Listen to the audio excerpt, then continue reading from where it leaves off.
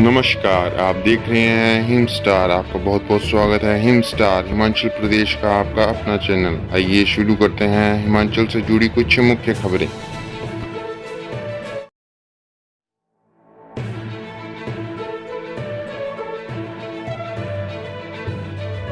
CM Sukhvinder Sukhu ने सबसे पहले ली शपथ। हिंदी भाषी हिमाचल में 12 विधायकों ने अंग्रेजी में ली शपथ। हिमाचल प्रदेश की 14वीं विधानसभा के पहले सत्र के पहले दिन प्रोटेम स्पीकर चंद्र कुमार ने सभी नवनिर्वाचित सदस्यों को पद एवं गोपनीयता की शपथ दिलाई। मुख्यमंत्री सुखविंदर सिंह सुक्खू ने सबसे पहले शपथ ली। इसके बाद उप मुख्यमंत्री मुकेश अग्निहोत्री और फिर नेता प्रतिपक्ष जयराम ठाकुर ने शपथ ली। इसके बाद विधानसभा सीट के क्रमानुसार सदस्यों ने शपथ ली। इसकी शुरुआत चुराव विधानसभा क्षेत्र के विधायक हंसराज से हुई और सबसे अंत में किन्नौर के विधायक जगत सिंह नेगी ने शपथ ली। विधानसभा सदन में शपथ ग्रहण समारोह के दौरान 12 विधायकों नीरज नैयर, कुलदीप पठानिया, होशियार सिंह, आरएस बाली, भुवनेश्वर गौड़, हर्षवर्धन चौहान, हरीश जनार्था, विक्रमादित्य सिंह, नंदलाल, आशीष बुटेल, जगत सिंह नेगी व विनोद सुल्तानपुरी ने अंग्रेजी में शपथ ली। इसके अलावा केवल सिंह पठानिया, विनोद कुमार, चंद्रशेखर व सुदर्शन सिंह बबलू ने प्रोटेम स्पीकर चंद्र कुमार के पांव छूकर शपथ ली। आशीष बुटेल ने शपथ लेने के बाद वीआईपी दीर्घा में बैठे पिता पूर्व विधानसभा अध्यक्ष ब्रिज बिहारी लाल बुटेल व माता के चरण स्पर्श कर आशीर्वाद लिया।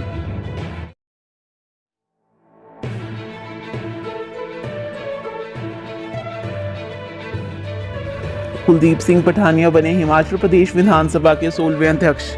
भटियात विधानसभा क्षेत्र से 5वीं बार के विधायक कुलदीप सिंह पठानिया को हिमाचल प्रदेश विधानसभा का 16वां अध्यक्ष चुना गया। हिमाचल प्रदेश की 14वीं विधानसभा के शीत सत्र के दूसरे दिन गुरुवार को सदन में 11 बजे के बाद 3 प्रस्ताव कुलदीप सिंह पठानिया को विधानसभा अध्यक्ष बनाने के लिए रखे गए। इस दौरान प्रोटेम स्पीकर चंद्र कुमार ने सदन की कार्रवाई का संचालन किया। मुख्यमंत्री सुखविंदर सिंह सुक्खू ने पहला प्रस्ताव पेश किया कि कुलदीप सिंह पठानिया विधानसभा अध्यक्ष होंगे।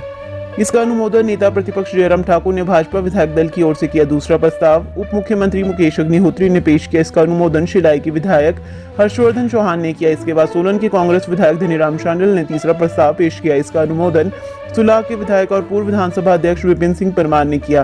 प्रस्ताव पारित होने के बाद कुलदीप सिंह पठानिया को सुक्खू और जयराम ठाकुर ने आसन पर बिठाया। भटियात से 5वीं बार के विधायक कुलदीप सिंह पठानिया ने अपना पहला चुनाव वर्ष 1985, दूसरा 1993, तीसरा 2003 और चौथा चुनाव 2007 में जीता था।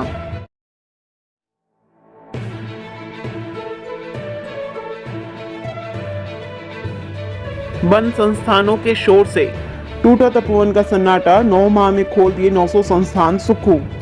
कांग्रेस सरकार पूर्व भाजपा सरकार के कार्यालयों को बदलने की भावना से डिनोटिफाई कर रही है। पत्रकारों से बातचीत में नेता प्रतिपक्ष जयराम ठाकुर ने कहा कि सरकार ने अल्प कार्यकाल में संस्थानों को डिनोटिफाई करने का रिकॉर्ड बना दिया है और इसे सहन नहीं किया जाएगा। सरकार कैबिनेट का गठन करने की स्थिति में नहीं आ पा रही है। बकौल जयराम, जो भी संस्थान खुले हैं उनके लिए पद सृजित हुए हैं और बजट का प्रावधान भी किया गया है। इस मामले में सरकार तर्कसंगत जवाब नहीं दे पा रही है। चिंता की बात यह है कि प्रदेश में विधायकों की कमेटियां बनाई गई हैं जिनसे 1 साल में खुले कार्यालयों और संस्थानों को खोलने के लिए रिव्यू करवाया जा रहा है। इतिहास में ऐसा कभी नहीं हुआ। कैबिनेट के निर्णयों को रिव्यू और उन्हें बदलने का फैसला केवल कैबिनेट ही ले सकती है। यह भी पहली बार हुआ है कि 10 दिन के भीतर सरकार के खिलाफ लोग सड़क पर उतरे। नेता प्रतिपक्ष ने कहा कि भाजपा सरकार के कार्यकाल में 2 साल कोरोना ने कहर बरसाया। कांग्रेस ने सत्ता में आते ही पूर्व सरकार के अंतिम 1 साल के निर्णयों को रद्द कर हमारा कार्यकाल 5 के बजाय 4 साल का कर दिया। कर्मचारी चयन आयोग हमीरपुर को निलंबित करने का निर्णय सही नहीं है।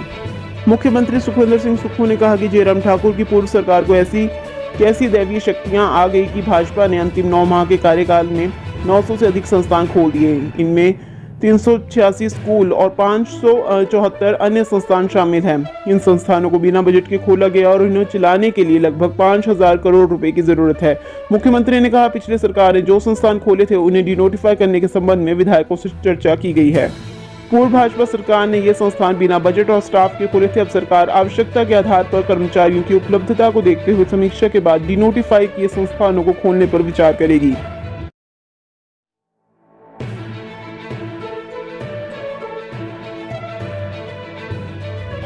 हिमाचल सरकार के इतिहास में 6ठी बार कैबिनेट में नहीं होगी महिला मंत्री। हिमाचल प्रदेश सरकार के इतिहास में 6ठी बार राज्य मंत्रिमंडल में एक भी महिला मंत्री नहीं होगी। वर्ष 1967, 1980, 1985, 1990 और 1998 में बनी सरकारों में भी आधी आबादी की मंत्रिमंडल में भागीदारी नहीं थी। 1985 में वीरभद्र सिंह की अगुवाई में बनी कांग्रेस सरकार में विद्या स्टोक्स को विधानसभा अध्यक्ष नियुक्त किया गया था। 1990 में भाजपा के मुख्यमंत्री शांता कुमार ने लीला शर्मा और 1998 की सरकार में मुख्यमंत्री प्रोफेसर प्रेम कुमार धूमल ने उर्मिल ठाकुर को संसदीय सचिव बनाया था। 1967 की वाईएस परमार सरकार और 1980 से 1983 तक ठाकुर रामलाल और वीरभद्र सिंह के नेतृत्व में बनी सरकार में महिला विधायकों की कोई भी प्रतिनिधित्व नहीं मिला था। 1972, 1970, 1993, 2003, 2007, 2012 और 2017 में बनी सरकारों में महिलाएं मंत्री बनती रही हैं। इस बार हुए विधानसभा चुनाव में कांग्रेस के टिकट पर एक भी महिला प्रत्याशी जीत दर्ज नहीं कर सकी। डलहौजी से आशा कुमारी, मंडी से चंपा ठाकुर और पछाड़ से दयाल प्यारी ने कांग्रेस के टिकट पर चुनाव लड़ा था। हिमाचल प्रदेश में महिला मतदाताओं की संख्या 27,37,845 है, जबकि पुरुष मतदाता 28,94,945 है। महिलाओं के वोट रिझाने के लिए कांग्रेस ने चुनावों के समय इन्हें प्रतिमाह 1500 रुपए देने की घोषणा की है। कांग्रेस की राष्ट्रीय महासचिव प्रियंका गांधी ने महिलाओं को केंद्रित करते हुए चुनाव प्रचार किया। बावजूद इसके कांग्रेस की महिला प्रत्याशी जीत दर्ज नहीं कर सकी। इस कारण सुक्खू सरकार के मंत्रिमंडल में कोई भी महिला मंत्री देखने को नहीं मिलेगी। कुल 68 विधायकों में से सिर्फ एक महिला भाजपा के टिकट पर जिला सिरमौर के पच्छाद विधानसभा क्षेत्र से रीना कश्यप जीती हैं। उधर अब यह देखना दिलचस्प रहेगा कि मुख्यमंत्री सुक्खू मंत्रिमंडल के अलावा अन्य बड़े पदों पर कितनी महिलाओं को प्रतिनिधित्व देते हैं। विधानसभा की विभिन्न कमेटियों में महिलाओं को प्रतिनिधित्व कैसे देंगे। सामाजिक न्याय एवं अधिकारिता विभाग को प्रदेश में अधिकांश समय महिला मंत्रियों ने संभाला है।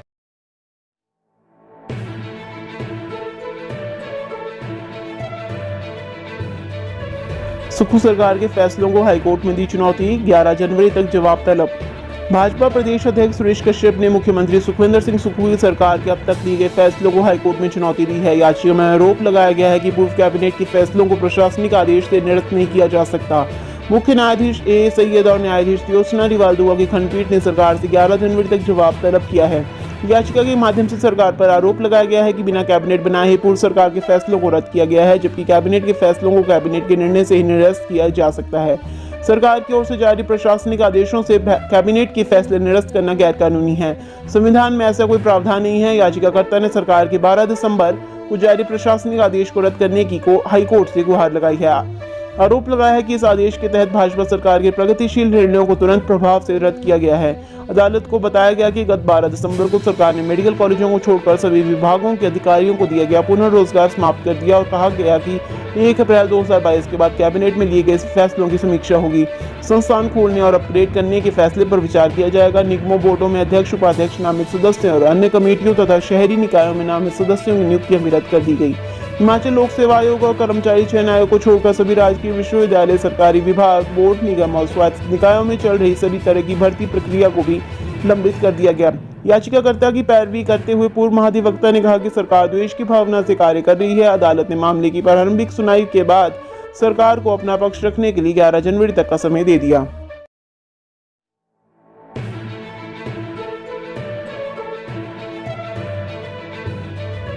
पालमपुर में रोपवे का सपना पूरा होगा, सीएम ने योजना सिरे चढ़ाने के दिए संकेत, शांता से मिल साझा किए विचार। पालमपुर को पर्यटन की दृष्टि से विकसित करने के लिए यहां पर एक रोपवे निर्माण की योजना करीब 2 दशक पूर्व बनाई गई थी।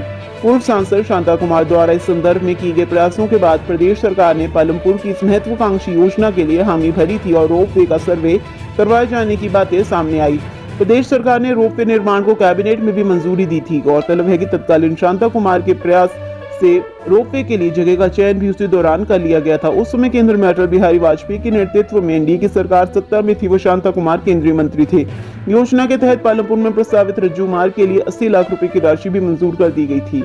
सब कुछ योजना अनुसार चल रहा था और केंद्र से 80 लाख रुपए भी मिल गए थे, पर इसी दौरान कुछ ऐसी परिस्थितियां बनी कि काम शुरू नहीं हो सका। तय समय सीमा के भीतर काम शुरू न किए जाने व मंजूर पैसा इस्तेमाल न किए जाने से सारा पैसा वापस करना पड़ा था।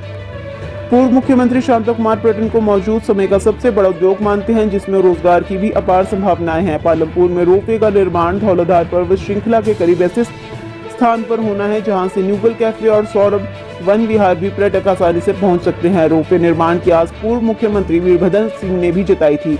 तत्कालीन सीएम वीरभद्र सिंह ने Bandla snow line range ropeway को हरी झंडी देकर पालमपुर की जनता का सपना साकार करने की बात कही थी।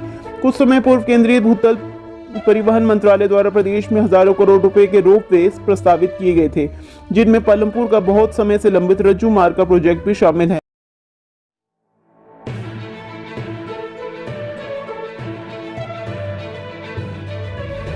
JOIT पेपर लीक, अब कर्मचारी चयन आयोग के चपरासी की बेटी की परीक्षा संदेह के दायरे में। हिमाचल प्रदेश कर्मचारी चयन आयोग की भर्ती परीक्षाओं के प्रश्न पत्र लीक मामले की मुख्य आरोपी उमा आजाद की पुलिस हिरासत बुधवार को खत्म हो गई, जिसके चलते विजिलेंस ने दोपहर बाद उसे हमीरपुर न्यायालय में उसकी पुलिस हिरासत बढ़ाने की मांग की, लेकिन विजिलेंस की दलीलों से संतुष्ट न होने से अदालत ने उमा आजाद को 16 जनवरी तक 14 दिन की न्यायिक हिरासत में भेज दिया। इधर बुधवार को विजिलेंस थाना में आयोग के उप सचिव एवं HS अधिकारी संजीव शर्मा और पूर्व सचिव जितेंद्र कंवर के कार्यालय के चतुर्थ श्रेणी कर्मचारी चपरासी किशोरीलाल से पूछताछ हुई।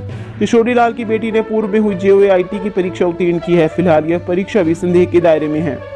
हालांकि न्यायालय में पेश करने से पूर्व विजिलेंस थाना में उमा आजाद से लंबी पूछताछ हुई, उससे पूर्व उमा आजाद के दोनों बेटों नितिन और निखिल आजाद, दलाल संजीव कुमार और उसके छोटे भाई शशिपाल, उमा के घर पर काम करने वाले नौकर नीरज कुमार और 2 अभ्यर्थियों तनु शर्मा और अजय शर्मा को बीते रोज न्यायिक हिरासत में भेज दिया।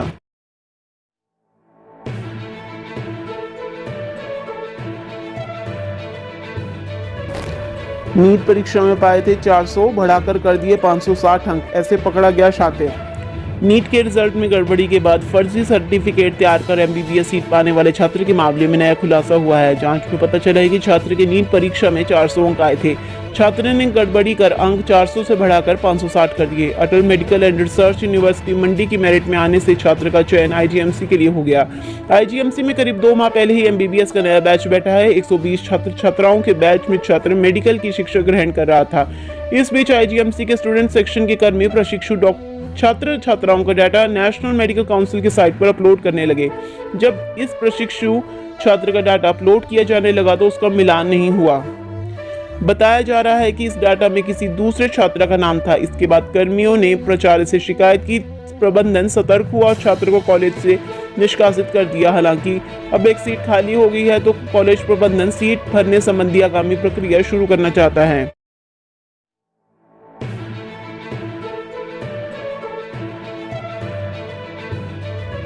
सीमेंट उद्योग बंद, कैसे भरेंगे बैंक लोन? प्लांट से जुड़े 87% ट्रक फाइनेंस किस्तें न भर पाने से मालिक परेशान। ट्रक ऑपरेटरों की फाइनेंसर के साथ एक अहम बैठक बरमाणा में आयोजित की गई। BDTS के प्रधान राकेश ठाकुर रावकी की अध्यक्षता में हुई इस बैठक में कहा गया कि 3500 से अधिक ट्रक लोन पर हैं। फैक्ट्री पिछले 21 दिन से बंद पड़ी है, जिसके चलते हर दिन ऑपरेटरों को भारी आर्थिक नुकसान झेलना पड़ रहा है। बुधवार को बरमाणा BDTS बैठक हॉल में विभिन्न बैंकों के 10 के करीब बैंक अधिकारियों ने बैंक से कर्ज लिए हुए ऑपरेटरों और सहकारी सभा के सदस्यों के साथ कई घंटों तक बैठक की। बैठक में प्रधान राकेश ठाकुर ने कहा कि बरमाणा सीमेंट प्लांट ज्यादातर ट्रक बैंक कर्ज पर हैं। बरमाणा में कुल 4000 ट्रक सीमेंट और क्लिंकर माल की ढुलाई के लिए संबंध है। इनमें से करीब 87% ट्रक ऐसे हैं जो अभी बैंक से कर्ज पर चल रहे हैं। ट्रांसपोर्टर 6 टायर वाले ट्रक की 50 से 80 हजार रुपये प्रति माह लोन की किस्त है, जो मल्टी एक्सल गाड़ी है, जिसकी 1 से 1.5 लाख रुपए प्रति माह लोन की किस्त दे रहे हैं। अब प्लांट बंद होने से ट्रकों की किस्त भरने का संकट खड़ा हो गया है। हर माह एक ट्रक को सीमेंट कंपनी में 6 से 7 चक्कर मिलते हैं। 7 चक्कर लगाने के बाद एक ट्रक ऑपरेटर अपने सभी खर्च को काटकर 20 से 30 हजार रुपये बचा लेता है।